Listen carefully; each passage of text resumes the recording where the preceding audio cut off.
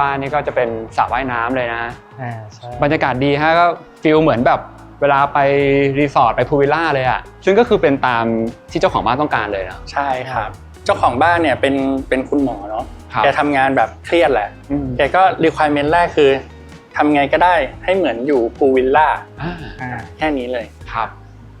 เดี๋ยวแนะนำทุกคนก่อนนะครับว่าข้างๆผมก็คือเป็นน้องวาวน้องอ๋องนะครับซึ่งก็เป็นน้องที่คณะสถาปัตย์จุฬานะแล้วก็วาวเนี่ยหลายคนอาจจะเคยเจอแล้วตอนนั้นมีไปเยี่ยมบ้านวาวไปจัดบ้านมายังจำกันได้ไหมครับตอนนี้บ้านยังรกอยู่ไหมหรือไม่รกแล้วยังเรียบร้อยพี่ต้องถามว่ายังเรียบร้อยอยู่ไหมเรียบร้อยอยู่ครับยังเรียบร้อยอยู่เงียบมาก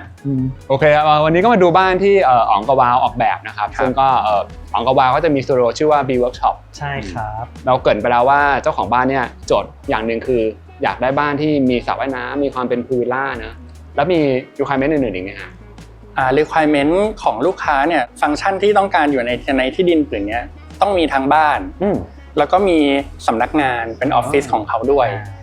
เราแยกชัดเจนเลยเพราะว่าบางทีตัวส่วนออฟฟิศเนี่ยมันก็มีคนภายนอกเข้ามาใช้งานด้วยเนาะตัวบ้านเราก็อยากจะ private มากๆเหมือนกันนั้นตอนเราดีไซน์อาคารเราดีไซน์อาคารเหมือนแบบเป็นตัว O เลยเป็นโดนัทแล้วก็ตรงกลางเป็นคอร์ดแล้วก็แบ่งข้างนึงฝั่งเนี้ยที่เรายืนอยู่ฝั่งบ้านแต่ข้างนึงเป็นฝั่งสำนักงานไปเลยซึ่งในแง่ของการเข้าถึงก็สามารถจะเข้าถึงเหมือนกับว่ามีหน้าบ้าน2ฝั่งได้ด้วยนะใช่จริงๆที่ดินมันค่อนข้างแปลกมันกลายเป็นว่าที่ดินเนี้ยด้านนึงอยู่ติดถนนใหญ่ที่พลุกพล่านส่วนอีกด้านนึงอยู่ติดกับซอยที่เป็นซอยตันด้วยก็จะแบบไม่มีรถไม่มีคนเท่าไหร่ครับเราก็เลยเลือกให้ฝั่งที่เป็นซอยตันที่มันส่วนตัวแล้วเนี่ยเป็นฝั่งของบ้านเลยใช่ใช่ครับทีนี้ขนาดที่ดินเนี่ยประมาณเท่าไหร่ฮะประมาณ120ตารางวาตัวบ้านอาจจะประมาณ70อะไรอย่างเงี้ยครับแล้วตัวสำนักงานไม่ได้ใหญ่เท่าบ้านครับแล้วก็พอต้องมาดีไซน์เนี่ยเห็นว่าอย่างนึงคือมีเรื่องของฮวงจุ้ยใช่แล้วก็เป็นเรื่องที่เจ้าของบ้านบอกตั้งแต่แรกครับเดี๋ยวเราบอกกับเจ้าของบ้านด้วยว่าถ้ามีเรื่องความเชื่อเรื่องฮวงจุ้ยเนี่ยก็ให้รีบแจ้งมาเลยนะจะได้เริ่มตั้งแต่ตอนดีไซน์ตอนแรกใช่ก็จะมีเรื่องของตำแหน่งการวางโซนนิ่งต่างๆครับเขาก็จะมีชาร์ตที่เห็นเนาะเห็นชาร์ตมีองศามาเลยว่าโซนไหนควรจะเป็นห้องอะไรรับซับอยู่แล้วมั่งอะไรก็จะมีหมดเลยครับแล้วก็เรื่องของวัสดุด้วยครับว่าแบบตรงนี้อย่างที่เห็นตรงนี้ครับหน้าบ้านเป็นน้ำเนาะข้างหลังที่อยู่ตรงขอดเรียกว่าเป็นสวนอาจจะเป็นภูเขาตามฮวงจุ้ยเลยแล้วก็เรื่องของวัสดุที่เป็นเรื่องของสีสันที่เขาเลือกมาเข้ากับธาตุของเขาก็จะเป็นขาวเทาดำแล้วก็มีแทรกเรื่องของไม้ครับเขาเป็นธาตุทองเนาะซึ่งเรา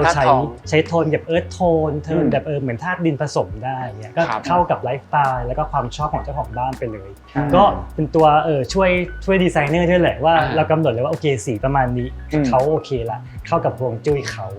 จริงๆเลเวลเรื่องของความเชื่อในเรื่องฮวงจุ้ยเนี่ยก็มีหลากหลายระดับบางคนก็อาจจะมีแบบสินแสมีอะไรอย่างนี้มาเลยอย่างบ้านนี้ก็คือศึกษาเองแล้วก็อาจจะเลือกในระดับที่ไม่ได้ยากต่อการทำงานเรียกว่าก็ได้มาเจอกันตรงกลางมาแบบคอมโพรไมซ์ทั้งความงามและความเชื่อมาอยู่ด้วยกันครับแต่จริงๆสิ่งที่ดีที่สุดก็คือการที่มาหาสถาปนิกตั้งแต่แรกแล้วก็บอกเรื่องฮวงจุ้ยก่อนเลยใช่เพราะถ้าเกิดมาทีหลังเนี่ยบางทีเราดีไซน์ไปแล้วจะลำบากนิดนึงใช่ทีนี้เชื่อมต่อไปถึงเรื่องของการคำนึงเรื่องทิศของแสงแดดแล้วก็ลมบ้างฮะก็ถ้าเป็นหน้าบ้านจะเป็นทิศตะวันออกครับก็ตอนเช้าก็จะเป็นแสงที่มีคุณภาพอยู่แล้วตอนบ่ายก็ใช้งานสบายเพราะว่ามันเป็นทิศตะวันออกก็จะมีตัวขอดอะไรมาบังแสงคือพอตอนบ่ายพระอาทิตย์ย้ายไปด้านหลังตัวอาคารก็จะบังจนไม่สามารถใช้งานได้นะใช่แต่ว่ามันมีจุดหนึ่งที่พี่มีคุยกับอ๋องกับวาก็คือตัวบ้านถ้าเราดูมันจะค่อนข้างหันหน้ากว้างแบบนี้เนาะแล้วฟังก์ชันก็คือเนี่ยเป็นหน้ากระดานแจกไปแต่ประเด็นก็คือมันดันเอาหน้ากว้างเนี่ยไปเฟซกับทางตะวันออกตะวันตกทิศที่รับแดดเต็มที่รับแดดอะไรเงี้ยเอาจริงถ้าเปิดตามหนังสือเราต้องโดนครูตีแต่ว่าด้วยความจำเป็นแหละคือถนนมันเฟซได้แค่นี้เราก็จำเป็นต้องทำแบบนี้แล้วเราก็ใช้ดีไซน์อื่นๆเช่นมีผนังมีรั้วที่สูงขึ้นแม้อาคารชั้น2ต้องยื่นออกมาเพื่อกันแดดของชั้น1อะไรเงี้ยครับมีการดีไซน์เรื่องระแนงกันแดดเพื่อเป็นฟาซาดของส่วนที่เป็นดับเบิลสเปซครับมันก็ช่วยได้อาจจะไม่ 100% แต่ว่ามันก็ดีที่สุดเท่าที่ทำได้ครับทีนี้ให้พูดถึงฟังก์ชันตั้งแต่บริเวณทางเข้าแล้วก็ต่อเนื่องมาถึงส่วนนี้หน่อยครับว่ามีการดีไซน์ไว้ยังไงบ้างเนื่องจากบ้านเรามันติดถนนซอยทางด้านหน้าบ้านเราเป็นรั้วติดบ้านเลยครับแล้วรถเนี่ยก็ถอยจอดเข้ามา2คันสบายๆหน่อยก็จะเป็นไซส์แบบกว้างกว่ามาตรฐานนิดนึง แล้วก็จากตรงที่จอดรถเนี่ยก็จะมีประตูที่มันแยกเข้าได้ทั้ง3ทางทางหลักเลยก็คือเข้าประตูบ้านไปก็เป็นโถงต้อนรับอะไรเงี้ยนะครับอันที่2คือเข้ามาตรงส่วนที่เราอยู่ตรงนี้ก็จะเป็นประตูเหมือนเป็นประตูไม้บานคู่สวยๆเปิดเข้ามาเป็นระเบียง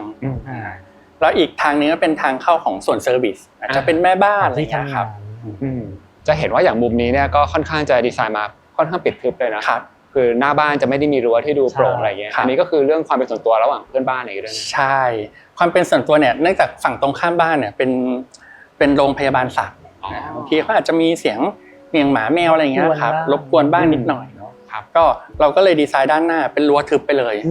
แล้วก็เราดีไซน์ให้สระว่ายน้ำอยู่ชิดหน้าบ้านเนาะต้องดูความ privacy ของเขาเนาะมันเลยต้องเป็นกำแพงทึบเลยแต่เรา treat มันด้วยแบบเป็นแพทเทิร์นที่สวยงามให้มันมองเห็นจากในบ้านไปเลยครับถ้านั่งอยู่ตรงเนี้ยนั่งตรงศาลาเนี้ยใช้งานจริงอ่ะถ้านั่งอยู่นะก็จะมองไม่เห็นอาคารนั้นเลยก็เห็นแค่บ้านเราและท้องฟ้าไม่ได้มีใครมองมาเห็นเราที่อาจจะไม่เรียบร้อยเลยครับผมโอเคครับแล้วก็ส่วนนี้ก็จะเห็นว่ามีประตูบานเลื่อนนะซึ่งจริงๆเราสามารถจะเข้าไปยังส่วนของบ้านในเรียจากตรงนี้ก็ได้เลยก็โอเคเดี๋ยวจะให้อ๋องกับวาวพาเข้าไปดูด้านในกันครับได้เลยครับได้ครับ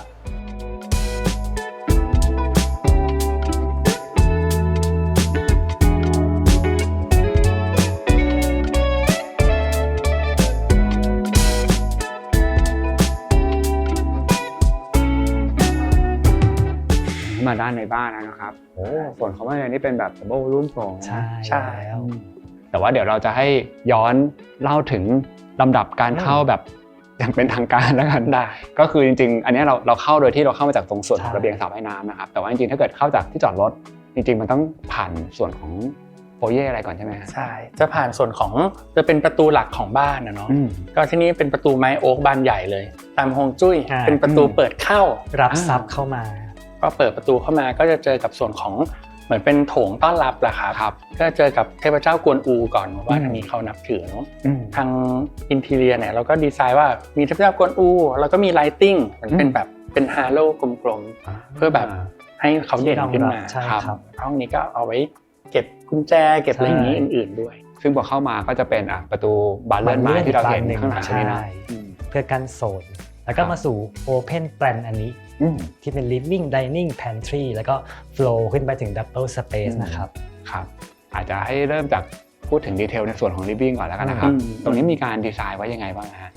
ก็จริงๆแล้วเราเป็นบริษัทออกแบบทั้งสถาปัตย์แล้วก็อินทีเรียครับมันจะมีการลงแบบพร้อมๆกัน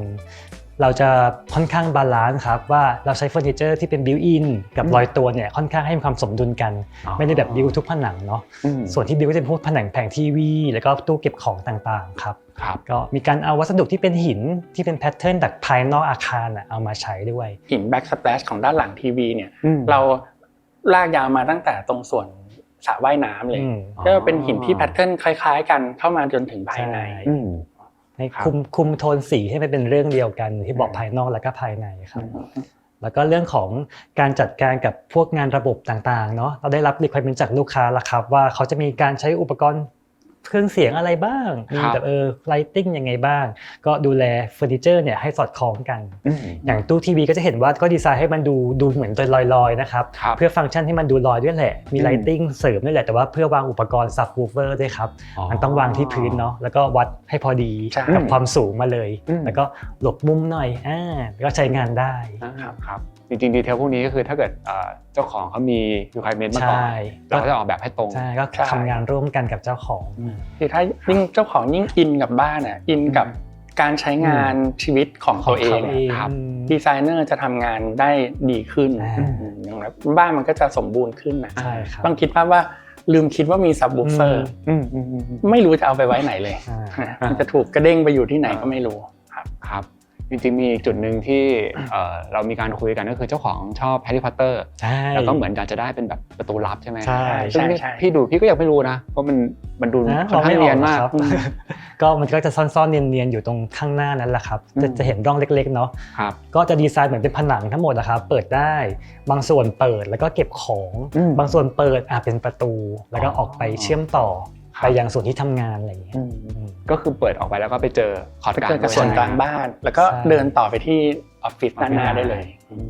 ครับก็มันจะมีความเนียนไปกับพวกหน้าบานตู้อย่างเงี้ยนะก็จะดูกลืนไปหมดเลย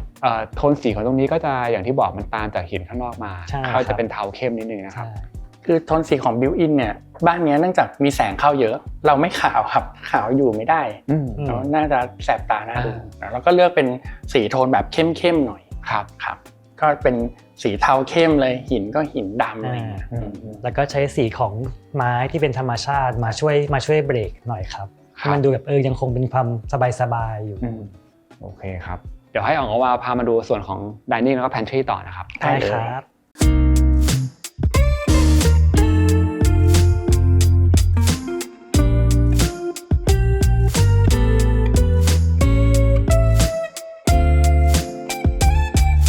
ตอนนี้ก็เดินมายังส่วนของ dining แล้วก็ pantry แล้วนะครับตรงนี้เนี่ย space มันจะเป็น double room สูงเลยสูงประมาณ6 เมตรครึ่งเลยนะครับแล้วก็จะมีการเจาะช่องแสงให้แสงเข้าจากด้านบนได้ด้วยมีส่วนของหน้าต่างที่อาจจะโผล่ทักทายอันนี้เป็นห้องนอนเป็นห้องนอน master bedroom นะครับแล้วก็เชื่อมโยงกับคอริดอร์ด้านบนได้ด้วยนะใช่ก็หลักการออกแบบของเราก็คือเราจะเอาสเปซเป็นส่วนหนึ่งของการใช้ของผู้เจ้าของบ้านนะครับแทรกไว้ที่ข้างหน้าแล้วก็มีแทรกเป็นขอดตรงกลางด้วยให้มันเกิดการ flow of space ทั้ง space ภายในสู่ภายในแล้วก็ภายนอกมีการเชื่อมต่อกันไปแล้วก็ flow ขึ้นไปที่ชั้นบนด้วยครับก็นำมาซึ่งแสงธรรมชาติลมธรรมชาติให้เขามีแบบ interaction กันระหว่างคนในบ้านมองเห็นกันได้ครับอย่างเมื่อกี้ที่มีการพูดเรื่องฮวงจุ้ยก็คือข้างหน้าเป็นใช่นอกจากข้างหน้าติดน้ำแล้วเนี่ยข้างหลังก็จะเป็นภูเขาเนาะการจัดสวนเนี่ยก็เจ้าของบ้านก็ใส่ใจเน้นเรื่องฮวงจุ้ยเช่นกันครับทำเหมือนเป็นสวนเนินดินเป็นสวนกราฟิกนะครับก็คือเหมือนกันเป็นภูเขาอยู่ด้านหลังเลยแล้วก็การเลือกพืชพันธุ์ก็จะเป็นสีเข้มตามธาตุของเขาดูแลรักษาง่ายมีการใส่ระบบแบบสปริงเกอร์ด้วยเนาะก็คือเขาก็คุยกับ Landscape Architect เหมือนกันครับก็ทำงานร่วมกันออกมาเป็นสวนตรงกลางบ้านอันนี้ครับซึ่งงานรังเสียบก็คือทางวาวกับอ๋องก็คือไม่ได้อยู่เป็นอีกทีมนึงใช่เป็นอีกทีมนึงครับตรงกลางนี้ก็เลือกเป็นเสม็ดแดงใช่ไหมใช่เป็นเสม็ดแดงกับต้นพุทธพอเป็นช่วงบ่ายๆแล้วครับแสงมันก็จะเข้ามาที่คอร์ดนี้เนาะก็จะเห็นผนังที่มันเรียบๆนะแต่ว่ามันจะมีเงาไม้เหมือนเป็นงานศิลปะที่เราก็คิดมาตามช่วงเวลาเลยครับคือจากตรงนี้พอเรามองไปที่คอร์ดกลางเนี่ยนอกจากเห็นต้นเสม็ดแดงต้นพุทธแล้วเนี่ยก็จะเห็นเป็นต้นลีกอนยูซึ่งมันจะมีเหมือนความเป็นแบบไม้เลื้อยหน่อยนะก็จะลงมาเป็นม่านนิดนึงแล้วก็จะเห็นทางที่มันเชื่อมต่อระหว่างส่วนของบ้านครับเจอแล้วนะครับย้อนไปนิดนึงฮะอ๋องกวาบอกว่าด้านหน้าก็จะเป็นทิศตะวันออกแสดงว่าตอนเช้าเนี่ยแสงก็จะเข้ามาแล้วก็น่าจะอยู่บริเวณนี้พอสมควรเลยใช่ก็อันนี้เป็นสิ่งที่คอนเซิร์นนะคะว่าแสงมันเข้ามาตอนเช้าอาจจะร้อนกินกาแฟตอนเช้าไม่ได้อะไรอย่างเงี้ยแต่ว่ามันไม่ถึงขนาดนั้นเริ่มจากเรามีดีไซน์ว่าตัวบ้านเราเถิบมาอาคารชั้น2เรามีส่วนที่ยื่นออกไปกันแดดบางส่วนแล้วก็ส่วนที่เป็นโถงดับเบิลสเปซกระจกด้านบนเรามีฟาสาดสกินที่เป็นอลูมิเนียมด้านนอกก็ช่วยกรองแสงเข้ามาได้ส่วนหนึ่งต่อมาก็จะเป็นการกันแดดอีกชั้นหนึ่งแล้วก็คือเรื่องม่านเนื่องจากบ้านนี้เป็นดับเบิลสเปซเราใช้ม่านสูงมากตัวสูงเลยเนาะมีทั้งม่านโปร่งม่านทึบครับก็เป็นม่านกัน UV ด้วยแล้วก็มีการใช้การติดฟิล์มช่วยด้วยแล้วก็ตัวม่านเนี่ยเราต้องเนื่องจากมันสูงมากเราเปิดด้วยคนไม่ได้ก็ต้องเตรียมไฟฟ้าไว้เตรียมมอเตอร์เอาไว้นะครับส่วนทางด้านฝั่งเนี้ยทางด้านเรียกว่าฝั่งหลังบ้านแล้วกันก็จะเป็นฝั่งตะวันตกแต่ว่าแดดมันไม่ได้แรงขนาดนั้นสุดท้ายแล้วมันจะมีอาคารที่เป็นส่วนออฟฟิศเนี่ยคอยบังแดดให้อยู่ประมาณสัก4 โมงครึ่งเนี่ยก็จะไม่มีแดดเข้ามาในบ้านแล้วนะครับนอกจากเรื่องแดดนะที่เรากังวลนะก็มีเรื่องลมด้วยก็อย่างที่บอกเราวางบ้านไม่ตรงตามตำรา แต่ว่าเราก็พยายามช่วยทุกอย่างนะแล้วก็มีช่องเปิดให้มันกว้างนะครับแล้วตรงกลางพอเป็นสวนน่ะเป็นที่ว่างมันก็ทำให้ลมมันดึงขึ้นไปได้ก็มี stack ventilation ช่วยได้พอสมควรนะครับทีนี้นอกจากฟังก์ชันส่วนตรงนี้ที่เป็น dining pantry แล้วเนี่ยข้างหลังไปตรงนี้มันมีห้องอีกข้างหลังนี้จะเป็นห้องครัวไทยที่ฟังก์ชันคือใช้ต่อเนื่องกับส่วน pantry นี่แหละแล้วก็มีเป็น powder room แล้วก็ห้องนอนของคุณพ่อคุณแม่อยู่ด้านล่างครับโ โอเคครับทีนี้เรามาดูส่วนของ Pantry นะครับก็อยากจะให้อองกวาลงดีเทลนิดนึงก็เลือกตั้งแต่ท็อปหินเป็นหินจริงนะครับจะเป็นหินอ่อนจริงครับทั้งตัวท็อปไอแลนด์ท็อปเคาน์เตอร์แล้วก็ตัวแบ็กสเปซข้างหลังด้วยแล้วก็เราใช้หน้าบานเนี่ยจะเป็นลามิเนตเนาะให้ดูแลรักษาง่ายครับแต่ว่าเสริมลามิเนตลายไม้เข้ามาให้มันดูสบายขึ้นให้มันลิงก์กับสีของไม้ต่างๆในบ้านเหมือนกันพวกเครื่องใช้ไฟฟ้าก็เป็นโทนเข้มหมดเลยใช่ก็ต้องมีการเตรียมงานระบบทั้งไฟฟ้าระบบประปาอย่างไอแลนด์ที่เห็นนะครับนอกจากเรามีซิงค์ตรงกลางแล้วเนาะมันยังมีเครื่องล้างจานที่ซ่อนอยู่ข้างใต้หรือว่าท่อน้ำดีน้ำทิ้งก็ต้องถูกคิดมาครับเปิดให้ดูเครื่องล้างจานเครื่องล้างจานแล้วก็มีตู้วายด้วยแต่ว่ามันมีเรื่องของปลั๊กไฟเรื่องของท่อน้ำที่ต้องแบบวางตำแหน่งมาให้เป็นอย่างดีครับทีนี้พี่อยากรู้นิดนึงว่าส่วนของหินที่เลือกมาอันนี้คือเป็นหินอ่อนเลยเป็นหินอ่อนจริงๆคือมันสวยงามแต่ว่าโดยปกติทั่วไปก็อาจจะไม่ค่อยแนะนำสำหรับการใช้เป็นแบบท็อปเคาน์เตอร์เท่าไหร่เนาะใช่คือมันก็มีข้อดีข้อเสียต่างกันหินอ่อนคือสวยกว่าหินแกรนิตแน่ๆครับด้วยลายของมันนะเนาะก็ค่อนข้างยูนิคครับแล้วก็ทางเจ้าของบ้านก็ยอมรับได้แต่ว่าพอเป็นหินอ่อนนะเราบอกกันเลยว่ามันดูแลยากนะอาจจะมีคราบได้นะเรียกว่าให้ความสำคัญกับความสวยงามก่อนใช่ก็จริงๆต้องขึ้นอยู่กับพฤติกรรมของเขาด้วยแหละว่าเขาอาจจะไม่ได้ใช้ทำครัวอะไรหนักมากก็ทำเบาๆให้มันแข็งแรงดูแลง่ายไม่ซึมเปื้อนอะไรเงี้ยเนาะ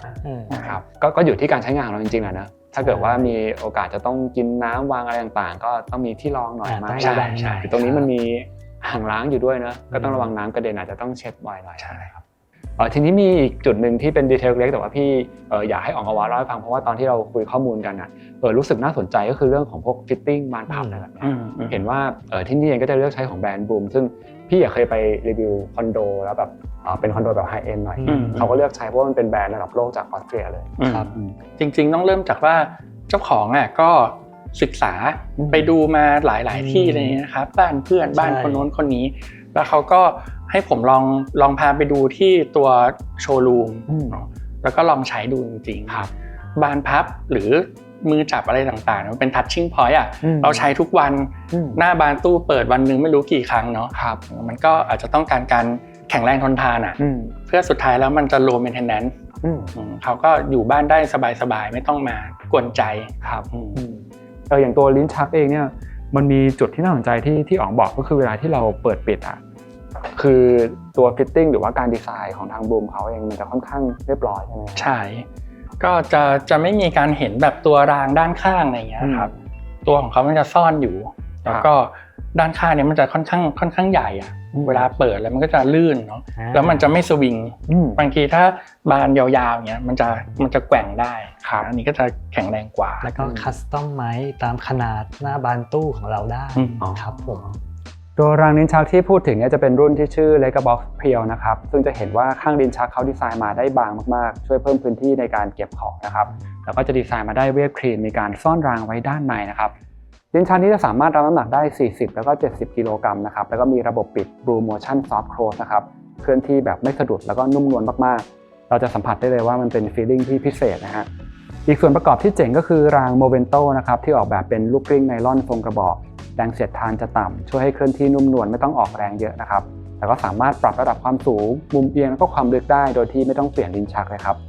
ตัวบานพับจะชื่อว่า Clip Top Blue Motion นะครับทำจากเหล็กชุบนิกเกิลทนทานสูงแล้วก็ป้องกันการเกิดสนิมฟีลลิ่งเวลาเปิดก็จะนุ่มนวลแตกต่างจากแบรนด์อื่นชัดเจนไม่รู้สึกว่ามันกระชากหรือว่าดีดนะครับแล้วก็ตัวบานมันก็จะค่อนข้างนิ่งนะฮะไม่สั่นเลยซึ่งเขาทดสอบแล้วว่าสามารถรองรับการเปิดปิดได้ถึง 200,000 ครั้งหรือประมาณ10 ปีของการใช้งานเลยครับถ้าใครที่กำลังสร้างบ้านอยู่นะครับก็อยากจะแนะนำให้เลือกฟิตติ้งหรือว่าบานพับที่เป็นระดับ high-end คุณภาพสูงไปเลยนะครับถึงแม้ว่าราคาเนี่ยอาจจะแพงกว่าแต่ถ้ามองการใช้งานในระยะยาวเนี่ยผมคิดว่าคุ้มค่ากว่าแน่นอนนะครับถึงแม้มันจะเป็น1 element เล็กๆที่อาจจะซ่อนอยู่ด้านในนะเราอาจจะรู้สึกว่าเราสามารถลดคอสก็ได้ไม่ต้องไปลงทุนแบบนี้ก็ได้แต่จริงๆแล้วเราต้องเปิดปิดเขาทุกวันนะครับก็ใช้งานกันตลอดยาวๆเนี่ยก็ถ้าใครสนใจฟิตติ้งของทางบลูมเนี่ยก็สามารถติดต่อไปได้ตามช่องทางที่ขึ้นให้บนหน้าจอหรือว่าที่ description ใต้คลิปครับ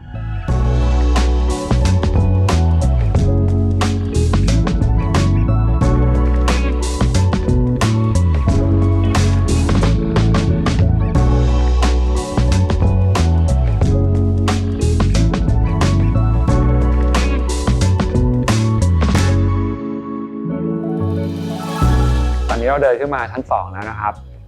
บันไดเนี่ยจะเห็นว่าอ๋องกับวาวซ่อนไว้หลังตรงเคาน์เตอร์พันทรีนะครับก็ตั้งแต่เดินขึ้นมาครับก็จะเป็นส่วนของหิ้งพระนะครับซึ่งเขาตั้งใจวางหันไปหน้าบ้านเลยเป็นทิศตะวันออกแล้วก็นำมาสู่ฟังก์ชันต่างๆก็จะมีห้องฟิตเนสครับซึ่งอยู่ติดกับคอร์ดเห็นวิวสวนชัดเจนเลยครับแล้วก็ทางเดินที่ยาวๆเนี่ยเราสามารถเดินแล้วก็ชื่นชมดับเบิลสเปซของเราเนาะมองเห็นคนข้างล่างแล้วก็มาสู่ห้องมาสเตอร์เบดรูมมี walk-in closet แล้วก็สวนที่อยู่ตรงดาดฟ้าครับตรงส่วนคอริดอร์นี้ก็คือมันมีประตูบานเลื่อนที่เปิดไประเบียงได้ด้วยใช่ไหมใช่ก็เป็นการเปิดเพื่อระบายอากาศระบายลมแล้วก็เป็นระเบียงเล็กๆครับผมครับจุดหนึ่งที่น่าสนใจก็คือตัวแพทเทิร์นเนี่ยตอนแรกพี่ก็เกือบลืมไปแล้วแต่ว่าคืออ๋องกับวาวก็บอกว่ามันมีแพทเทิร์นตั้งแต่ตรงเสาไฟน้ำแล้วมันก็ต่อเนื่องเข้ามาด้านในใช่ไหมจริงๆมันมาตั้งแต่ผนังอาคารส่วนที่ทำงานเนาะแล้วก็มาใช้ที่ผนังตรงสระว่ายน้ำที่บอกเนาะแล้วก็เชื่อมเข้ามาข้างในครับเป็นการใช้ texture ผนังอีกแบบนึงก็จะมีความขรุขระหน่อยแล้วก็มีแพทเทิร์นที่ดูเป็นกราฟิกง่ายๆแล้วก็พอเราซ่อนไฟมันก็จะเห็นมิติของผนังที่ต่างไปครับแล้วก็จริงๆมันก็ต่อไปถึงส่วนของคอร์ดกลางด้วยใช่เต้นในคอร์ดด้วยครับให้พูดถึงเรื่องวัสดุพื้นนิดนึงฮะจากข้างล่างก็เป็นกระเบื้องใช่ไหมครับครับข้างล่างเราเป็นกระเบื้องก็เป็นกระเบื้องแผ่นใหญ่นะ60 คูณเมตร 20ครับแล้วก็จัดแพทเทิร์นให้มันลงตัวพอดีกับความกว้างของตัวบ้านครับปูทั้งฟลอร์เลยก็อาจจะไม่ได้เป็นกระเบื้องที่เงาเราเลือกกระเบื้องผิวด้าน R10 เพื่อการใช้งานเราเดินเท้าเปล่ายังได้อยู่แล้วก็น้องหมาเมื่อกี้เราพูดไปแล้วว่ามีน้องหมาในบ้านเนาะพอมีน้องหมาเดินบนกระเบื้องแบบเนี้ยมันก็จะสุขภาพเขาก็จะดีด้วยครับถ้าเป็นกระเบื้องเงาลื่นๆอาจจะไขข้อไม่ดีอะไรเงี้ยเป็นไปได้ครับเมื่อกี้พี่เดินที่แบบเท้าเปล่าก็รู้สึกว่านอกจากมันมีความหนืดละมันก็จะมีเหมือน texture ด้วยนะใช่แล้วก็ไม่ได้หยาบจนเกินไปถึงขนาดแบบต้องใส่สลิปเปอร์ใช่ครับก็ไล่มาตรงบันไดเนี่ยเราใช้ไม้จริงเป็นไม้โอ๊กแล้วก็ไล่ขึ้นมาข้างบนจนถึงชั้น2เนี่ยเป็นไม้เอนจิเนียร์หมดเลยนะครับเข้าไปในห้องนอนห้องแต่งตัวก็เป็นไม้เอนจิเนียร์ทั้งหมดครับโอเคครับเดี๋ยวให้พาเข้าไปใน master bedroom นะครับได้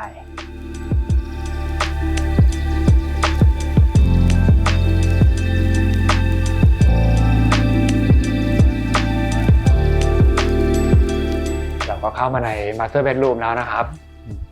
ในส่วนของพื้นที่พักผ่อนเนี่ยก็จะเห็นว่ามีเตียงแล้วก็มีโซฟาอยู่ปลายเตียงด้วยมีช่องแสงโดยรอบเลยเหมือนกันนะฮะใช่ครับก็มีการคอนเซิร์นเรื่องของช่องเปิดที่เกิดขึ้น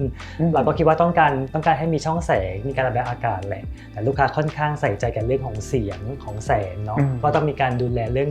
ของม่านหรือว่าการปิดขอบต่างๆของม่านนะครับอย่างผนังที่เห็นก็ถ้าจะเห็นในดีเทลเนี่ยเราจะมีการเพิ่มบิวอินที่เป็นขอบม่านนะครับเหมือนเป็นปีกยื่นออกมาเพื่อกันแสงด้านข้างของม่านแล้วก็มีซ่อนรางม่านด้านบนมีปิดขอบด้านข้างให้แสงไม่ลอดเข้ามาแล้วก็เลือกม่านที่พิเศษขึ้นครับเป็นม่านที่แบบช่วยกันลดเสียงกันแสงกัน UV นิดนึงที่สำคัญคือเป็น2ชั้นด้วยมีทั้งม่านที่เป็นม่านผ้าเนาะเพื่อให้อีกมูดนึงเนาะแล้วก็มีม่านที่เป็นม่านแบบโรลเลอร์เป็นม่านม้วนด้วยแล้วก็ควบคุมด้วยไฟฟ้าเหมือนเดิมจริงๆเรื่องการเลือกรูปแบบของหน้าต่างก็มีผลนะครับอย่างลูกค้าเนี่ยคอนเซิร์นเรื่องเสียงเนาะงั้นถ้าเป็นบานเลื่อนอะไรเงี้ยพูดถึงถ้าเป็นงานอลูมิเนียมก่อนเนาะบานเลื่อนปกติบางทีมันจะมีช่องมีรูให้มีแสงมีฝุ่นเข้ามาได้ครับตอนนี้เราเป็นอลูมิเนียมแต่เราเลือกเป็นบานกระถุงซึ่งบานกระถุงเนี่ยเวลาเปิดปิดมันจะแน่นกว่ามันจะซีลเรื่องเสียงเรื่องอากาศได้ดีกว่าครับก็เริ่มต้นจากเลือกรูปแบบช่องเปิดกันแล้วพวกม่านอะไรก็มาเพิ่มทีหลังจริงๆก็ถือว่าเป็นดีเทลที่ดีเหมือนกันนะฮะเพราะหลายๆคนเองก็อาจจะไม่ได้คิดถึงนะว่ารูปแบบของตัวบานเปิดหรือหน้าต่างเนี่ยมันส่งผลเหมือนกันใช่ยิ่งบ้านเราอยู่ติดถนนพอสมควรก็ช่วยได้ครับแล้วก็ตรงนี้ก็จะมี1ช่องเปิดที่มองลงไปเห็นส่วนดับเบิลรูมนะครับเราก็มีพูดถึงหน้าต่างข้างล่างนะจากตรงนี้เดี๋ยวไปดู walk-in closet แล้วก็ห้องน้ำข้างในกันต่อครับได้เชิญเลยครับ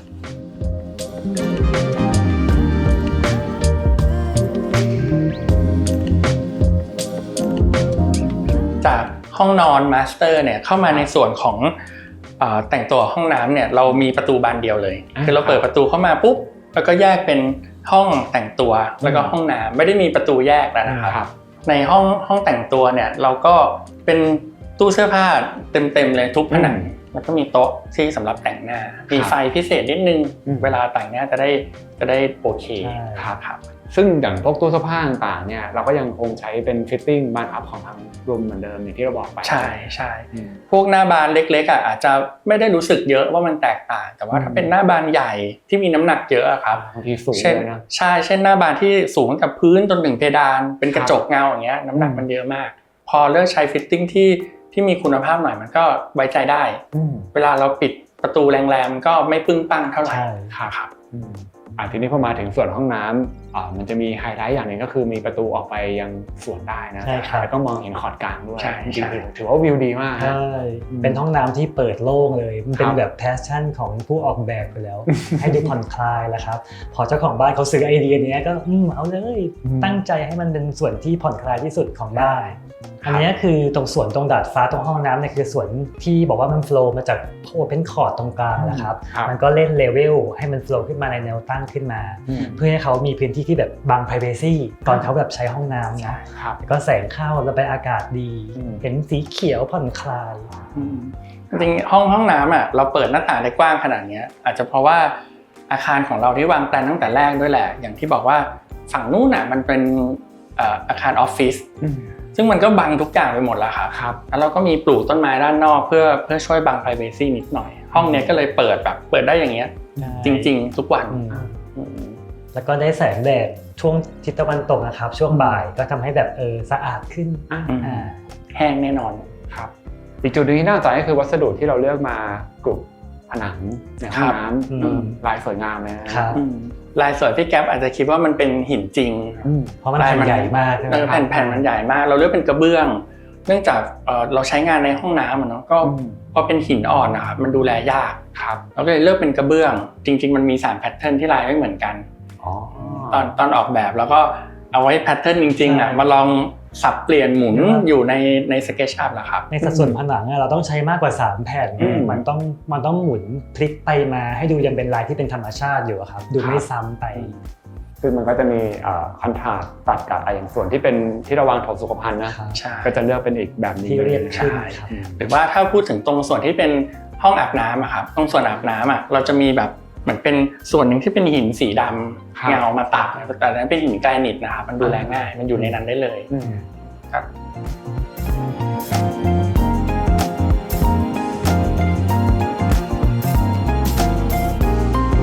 ตอนนี้เราดูบ้านเสร็จเรียบร้อยแล้วนะครับก็ชวนอ๋องกับวาวมาเดินบริเวณสวนนิดนึงฮะก็ถือว่าเป็นอีกหนึ่งมุมที่พอได้ออกมาเดินเฮ้ยบรรยากาศดีนะใช่พี่อยากจะให้อ๋องกับวาวเนี่ยแชร์มุมมองที่มีต่อบ้านหลังนี้นิดนึงนะครับเพราะนอกจากอ๋องกับวาวเองเนี่ยจะเป็นดีไซเนอร์ของทาง B Workshop แล้วเนี่ยอ๋องเองก็เป็นทีมผู้รับเหมาแล้วก็บริหารงานก่อสร้างปลูกบ้านอีกด้วยก็น่าจะมีมุมมองที่เกี่ยวกับเรื่องของการก่อสร้างที่แชร์ให้กับหลายๆคนได้นะครับก็จริงๆมันเริ่มตั้งแต่การออกแบบเลยครับคือทางเจ้าของบ้านและก็สถาปนิกต้องทำความเข้าใจร่วมกันเนาะว่าเขามีพฤติกรรมการใช้งานยังไงในปัจจุบันจนถึงในอนาคตด้วยครับก็เริ่มออกแบบตั้งแต่การวางผังการออกแบบภายในงานระบบต่างๆก็คือเริ่มพร้อมๆกันไปครับก็อย่างบ้านนี้เจ้าของบ้านก็ค่อนข้างอินกับการใช้ชีวิตครับหมายถึงว่าเขาบอกได้ชัดเจนว่าเขาต้องการอะไรในแต่ละสเปซครับอย่างน้อยตอบได้ว่ามีรองเท้ากี่คู่เรารู้แล้วเราต้องเตรียมพื้นที่แค่ไหนคือมาเป๊ะขนาดนี้เลยเหมือนกันคือรู้เลยว่ามีรองเท้าคนนึงประมาณ15คู่นะ2คน3คนอาจจะไม่เกิน60คู่อย่างเงี้ยเราเตรียมพื้นที่ไว้ให้ครับบอกเลยว่ามีความเชื่ออะไรอย่างเงี้ยครับมีอุปกรณ์เครื่องใช้ไฟฟ้าอะไรที่เขาต้องใช้อะไรอย่างเงี้ยแต่ว่าอย่างที่เรารู้กันล่ะครับระยะเวลาผ่านไปบางทีความต้องการมันเปลี่ยนแปลงไปด้วยนวัตกรรมมันพัฒนาขึ้นเรื่อยๆใช่เราก็แค่คุยกันว่าเราจะปรับแบบไหนให้มัน make sense ถ้ายกตัวอย่างคือระหว่างก่อสร้างเนี้ยครับลูกค้าก็ได้เรียนรู้นวัตกรรมใหม่ๆเนาะก็จะมีการปรับเปลี่ยนบางสเปคบางเทคโนโลยีครับเช่นเรื่องของ lighting อย่างเงี้ยครับก็ได้รู้จักกับ magnetic track light หรือการซ่อนไฟรอบๆฝ้าเพดานนะครับซึ่งไม่มีอยู่ในแบบแต่แรกนะเราก็ต้องมาปรับตามความต้องการเลยเห็นว่ามันคือทำให้บ้านสวยขึ้นใช้งานได้ดีขึ้นโอเคแล้วก็ปรับตามหน้างานกัน มันก็มีความยุ่งยากแหละต้องเพิ่มสายไฟต้องเพิ่มงานระบบเนาะทำให้เกิดความล่าช้าบ้างแต่ว่าพอมองปลายๆแล้วเนี่ยมันเห็นความต้องการที่ตรงกันแหละเพื่อให้ใช้งานได้ดีอ่ะแต่สุดท้ายแล้วเราทำบ้านอ่ะมันก็ต้องตามใจเจ้าของบ้านเนาะครับบอกตั้งแต่บ้านยังไม่เสร็จอ่ะดีกว่าบอกตอนเสร็จแล้วใช่นะมันเปลี่ยนไม่ได้แล้วอ่ะแต่จริงๆพี่ก็พอนึกภาพออกนะอย่างบางคนเองอาจจะรู้สึกว่าสมมติเรายกตัวอย่างแบบพวกความเป็นโฮมออโตเมชันสมาร์ทโฮมก็ได้อาจจะมาด้วยแบบไม่เอาหรอกไม่ใช้แต่พอผ่านไปถ้าเกิดมีโอกาสศึกษาหรือไปบ้านเพื่อนที่เขาใช้มาเงี้ยอยากลองใช้ดูบางคนอาจจะไม่ได้คอนเซิร์นเรื่องฝุ่นมากวันนี้แต่พอเดี๋ยววันนึงอนาคตพี่มันหนักขึ้น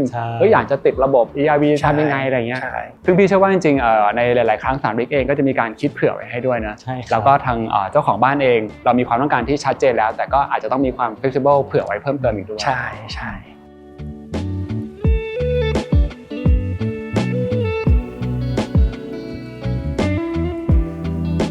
ตอนนี้ก็มาอยู่กับคุณหมอต้นนะครับซึ่งก็เป็นเจ้าของบ้านหลังนี้นะครับอยากจะถามคุณหมอนิดนึงว่าการดีไซน์บ้านหลังนี้เนี่ยเห็นว่าคุณหมอก็จะมีการคิดในเรื่องของความเป็น pet friendly ไปด้วยเพราะว่าคุณหมอเองก็เลี้ยงน้องหมาครับมีวัสดุหรือมีวิธีการคิดออกแบบจุดไหนบ้างฮะที่มันถูกนำมาคิดถึงครับอย่างแรกเลยก็พื้นเลยครับรู้อยู่แล้วว่าน้องหมาเนี่ยต้องวิ่งและต้องใช้พื้นที่ในการวิ่งแล้วบ้านเราก็ออกแบบมาเป็นพื้นที่กว้างอยู่แล้วเพื่อที่หวังว่าจะให้เขาวิ่งเล่นในบ้านได้ตอนที่แบบมีทำกิจกรรมร่วมกันครับแล้วก็เราก็มาดูว่าหมาที่เราจะเลี้ยงเนี่ยเป็นพันธุ์เล็กมันจะมีปัญหาในเรื่องของข้อต่อต่างๆที่มันอาจจะไม่ได้แข็งแรงมากพื้นก็เลยจำเป็นที่จะต้องในเรื่องของความลื่นใช่ไหมเขาเรียกความลื่นที่ต้องไม่ลื่นนะครับแล้วก็เลือกวัสดุที่ตั้งใจให้มันมี texture นิดนึงเพื่อเวลาเล็บเขาสามารถตะกุยหรือว่าวิ่งได้แบบเร็วๆโดยที่ไม่ลื่นเพราะว่าถ้าลื่นเนี่ยเดี๋ยวข้อเขาจะหลุดนี่มันส่งผลถึงขนาดนั้นได้เลยใช่ไหมใช่ครับไม่ว่าจะเป็นพื้นหรือว่าเฟอร์นิเจอร์ต่างๆอย่างเงี้ยก็ต้องเป็นวัสดุที่ทำมาเพื่อป้องกันไม่ว่าจะเป็นในเรื่องของรอยขีดข่วนใช่แล้วก็อย่างนึงที่มีการคิดเผื่อน้องหมาด้วยก็คือพื้นที่บริเวณสวนตรงขอดกลางใช่ไหมใช่ขอดกลางก็ตั้งใจอยู่แล้วว่าให้เอาไว้เป็นที่วิ่งเล่นของเขาเพราะว่าตอนที่ทีมออกแบบสวนมาเนี่ยไม่ได้เป็นแบบนี้เราก็ตั้งใจเปลี่ยนแบบเพื่อที่จะให้มันวิ่งวนได้แล้วก็แต่ว่าก็อาจจะพลาดนิดนึงในเรื่องของวัสดุอาจจะต้องระวังกันนิดนึงครับวัสดุที่ใช้หินนะครับมันจะต้องไม่เล็กมากเพราะว่าเราเอาวัสดุหินที่เล็กจนเกินไปแล้วขนาดมันเท่ากับอาหารของเขาก็คือพวกเม็ดหินกรวดที่เราเลือกมาอาจจะเลือกเป็นไซส์ใหญ่หน่อยใช่แต่ว่าถ้าใหญ่มากก็อาจจะต้องระวังขาเขาลงไปติดในร่องอีกอันนี้ก็จะต้องรอเขาโตกว่านี้ก่อนอาจจะค่อยลองใหม่ว่าออกไปแล้วจะกินจะอมจะกัดไหมครับก็ถือว่าก็มีดีเทลนะฮะที่เราสามารถจะคิดเผื่อน้องหมาน้องแมวของเราได้ใช่ทีนี้อีกคำถามนึงที่อยากถามอาจจะเป็นมุมมองที่แชร์ให้กับคนที่กำลังทำบ้านสร้างบ้านอยู่บ้านหลังนี้คุณหมอคิดว่ามันมีจุดไหนที่แบบโหแบบเวิร์กรู้สึกประทับใจชอบมากๆอาจจะเป็นจุดที่เรารู้สึกว่ามันก็เป็นเป็น learning ที่เราได้เรียนรู้ครับชอบเกือบทุกจุดนะครับเพราะว่ามีการทำการบ้านกันอยู่กับผู้ออกแบบอยู่แล้วเรื่อยๆนะครับแล้วก็รวมถึงเราก็ลอกเรียนแบบมาจากรายการที่แกอยู่แล้วครับก็ต้องขอบคุณไปยังสนามเด็กแล้วก็บ้านหลังอื่นๆใช่เราก็จะถ้าสังเกตดีๆก็จะมีบางหลายๆจุดก็จะมีมาจากแต่ละเทปของพี่แกนะครับแล้วก็ชอบอยู่แล้วก็รู้สึกว่าการออกแบบนี้มันได้ในเรื่องของการใช้ชีวิตที่แน่นอนมันอยู่ในบริเวณเดียวกันมันเป็นพื้นที่เปิดโล่งแล้วก็เชื่อมต่อถึงกันใช่ไหมครับก็เลยรู้สึกว่าลงตัวแต่ว่าในเรื่องของเขาเรียกว่าที่รู้สึกว่าอยากจะแก้ไขหรือว่าอยากจะฝากเตือนก็ได้คำนึงถึงดีกว่าคำนึงถึงการ maintenance ด้วยว่าในระยะยาวแล้วว่าบางทีเราเข้ามาอยู่แล้วบางอย่างมันอาจจะดูแลยากนิดนึงอย่างพูดถึงทางเดินเมื่อกี้ที่ดูกันไปแล้วใช่ไหมครับมันสวยเพราะว่าเราต้องการให้มันไม่รู้ว่ามันเป็นทางเชื่อมเราก็เลยออกมาเป็นแบบนี้แต่ว่าพอมันไม่มีในเรื่องของกันศาสตร์ในเรื่องของการกันฝนการไม่ว่าจะเป็นน้ำรดน้ำต้นไม้อะไรเงี้ยสปริงเกอร์อย่างเงี้ยครับมันก็เลยอาจจะใช้งานลำบากนิดนึงครับอย่างเรื่องดับเบิลสเปซนะครับก็แน่นอนว่าพอมีดับเบิลสเปซแล้วมันก็ต้องมีม่านใช่ไหมครับซึ่งม่านเนี่ยมันก็ต้องเป็นม่านที่ค่อนข้างยาวพอม่านยาวสูงแล้วเนี่ยมันแมนนวลไม่ได้อยู่แล้วมันก็ต้องมีการเตรียมระบบว่าจะต้องใช้ระบบไหนในการเปิดปิดม่านแล้วก็ต้องเลือกรุ่นเลือกยี่ห้อที่ค่อนข้าง ใช้งานได้คงทนถาวรเพราะว่าการแก้ไขหรือว่าการซ่อมแซมถ้าเราเลือกไม่ดีแล้วมันลำบากมากครับแล้วก็รวมถึงพอเป็นดับเบิลสเปซกระจกมันก็เยอะพอกระจกเยอะเราก็ไม่อยากให้ร้อนมันก็จะตามมาด้วยเรื่องฟิล์มติดซึ่งเราไม่เคยรู้มาก่อนเลยว่าค่าฟิล์มที่ติดกระจกเนี่ยมันแพงมากเนี่ยครับมันก็จะต้องคุมในเรื่องเหล่านี้ไว้ด้วยครับจริงๆบางงานดีไซน์ที่เราอยากได้เนี่ยมันสวยงามก็จริงแต่ก็ตามมาด้วยคอสหรือการ maintenance ต่อเนื่องมาเลยนะถูกต้องก็จะต้องเตรียมเรื่องพวกนี้ไว้ด้วยเหมือนกันใช่ครับ